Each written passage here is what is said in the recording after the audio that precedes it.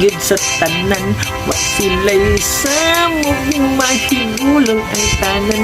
Di sa lain-lain sila kinuhuan, inig pa mauli.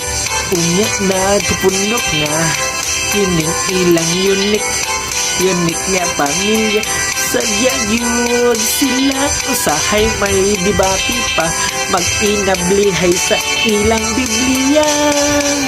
Ilang panaglalis usaray katuyuan, panghigugmaay ug kalinaw sa tanan.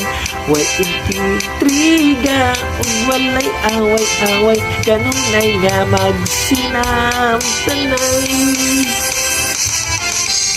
Okay, lain kita tinuan. Di na magpaktor. Di na kayo mga pari.